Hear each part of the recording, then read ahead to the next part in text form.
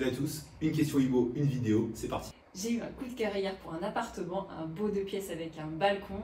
Seulement, j'y connais rien. À quoi je dois faire attention, surtout pour les documents, car on est en copropriété. Ah, la copropriété, pour les novices, des fois ça nous perd complètement.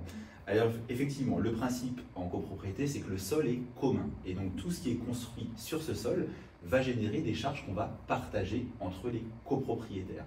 Ça peut être perçu comme une bonne chose, comme une mauvaise. Tu prends l'exemple d'une maison où la toiture est à changer, tu vas la payer toute seule.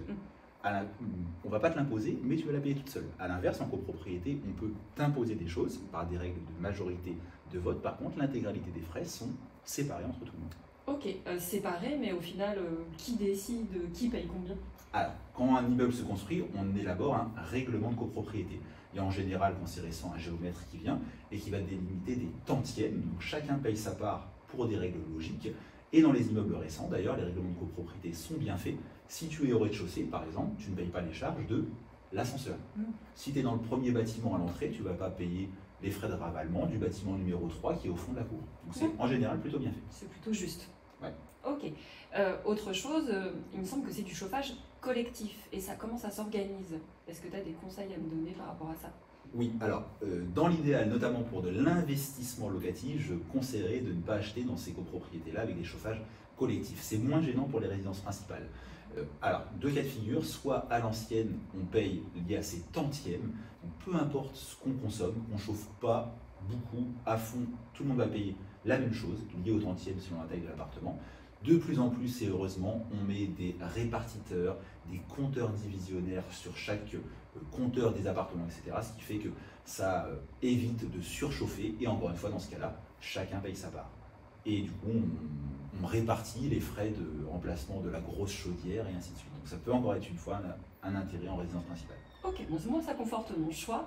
L'agent immobilier doit m'envoyer le compromis de vente et on m'alerte beaucoup sur attention aux documents que tu vas recevoir. Mais attention à quels documents? Alors là, si tu vas signer d'ici peu un compromis pour un achat de lot en copropriété, tu vas recevoir environ 200, 300, 400, 500 pages à lire. Donc le conseil numéro 1, et c'est impératif chez Vitenco, c'est d'avoir le projet avant. Tu dois recevoir au moins en copropriété 2 jours avant les documents pour pouvoir les lire tranquillement. Je te rappelle que tu as 400 ou 500 pages à lire. Ouais, ça va être costaud.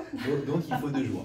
Tu vas recevoir des choses très importantes, d'autres moins. Par exemple, le règlement de copropriété, sauf si tu as un projet spécifique, il a peu d'importance. Par contre, si tu as un projet spécifique, tu veux faire par exemple du Airbnb, tu veux faire de la colocation, tu es profession libérale, psychologue ou masseur ou je ne sais quoi, masseur comme Marlène, et ben ça peut avoir de gros incidences sur le règlement de copropriété, donc tu dois y faire attention.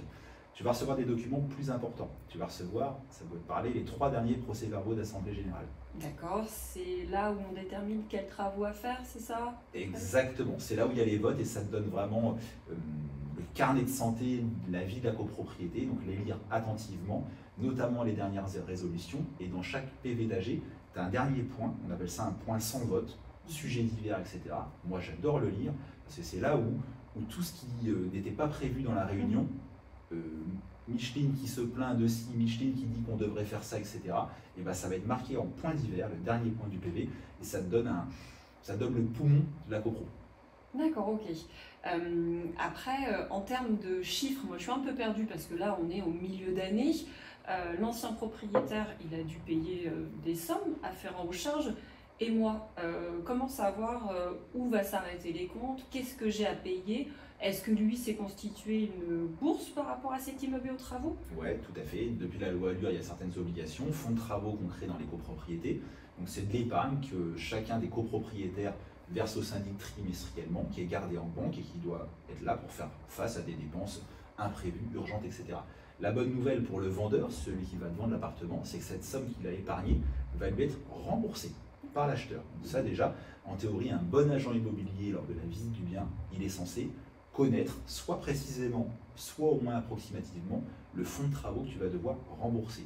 Pourquoi? Parce que des fois, on parle de quelques centaines d'euros. On a déjà vu chez Vitenco des fonds de travaux supérieurs à 2000 euros. Et là, si tu ne le sais pas, c'est lors de l'acte authentique qu'on te dit, alors certes, c'est une somme que tu vas épargner, etc., mais il faut être capable de les sortir. Donc, fonds de travaux, tu as raison d'en parler. Le prêt état daté, un des documents aussi importants, va te confirmer également les dépenses provisionnées et réel des 2 dernières années. Ça va te permettre de voir si la copropriété elle est bien gérée, si elle dépense plus ou moins que ce qu'elle a prévu. Donc on a une copro qui dépense plus que ce qu'elle a prévu, bah, c'est pas forcément bon signe. Quand c'est moins, ça veut dire qu'elle est bien gérée, que le syndic est censé être efficace, etc. Et donc ces infos-là, tu vas les trouver dans le pré-état daté. C'est malheureusement un document que tu auras au dernier moment, et ça c'est pas la faute des agents immobiliers, c'est un document qui est payant, qui est limité dans le temps, donc on le demande au syndic au dernier moment, et c'est un document ô combien important. C'est le plus important de tous les documents que tu vas recevoir. Ok, ça marche. Et pour l'aspect technique, j'ai mon beau-frère qui me parle de l'électricité, du DPE. Quels sont mes points d'alerte où on va me dire surtout n'achète pas ou au contraire achète? Alors, en copropriété, ça va être la même chose qu'une maison. Tu vas avoir tes diagnostics partie privative. Par contre, tu vas aussi avoir des diagnostics partie commune, notamment les diagnostics liés à la présence ou à l'absence d'amiante. Et c'est vrai que dans certaines copropriétés des années 70-80, elles peuvent, au conditionnel, être bourrées d'amiante. Est-ce que ça veut dire qu'il ne faut pas acheter dedans? Pas forcément. Vous pouvez être dans un secteur où les prix sont élevés et vous ne pouvez être amené à acheter que ça. Et si on peut l'éviter, c'est quand même mieux. Parce que l'amiante était jusqu'en 1997 complètement autorisée, donc on en mettait un peu partout. Ok. Et avant de signer, est-ce que tu aurais du coup un dernier conseil? Alors pourquoi pas, si tu es jeune, tu m'as l'air d'être, si tu es jeune, un peu perdu pour un achat en copro, te faire représenter par un notaire. C'est gratuit, ça ne coûte pas un centime de plus. Le vendeur a son notaire, c'est lui, selon la région, et c'est le cas en Normandie, qui va rédiger l'acte. Donc ça va être lui le vrai patron, le taulier du dossier. Mais tu peux, sans que ça coûte un centime de plus, demander à avoir un notaire assistant, et il va justement lire le compromis, lire les annexes et te conseiller. Donc ça peut être le petit conseil, prendre un notaire acquéreur, assistant. Ok, merci Patrick. Ciao.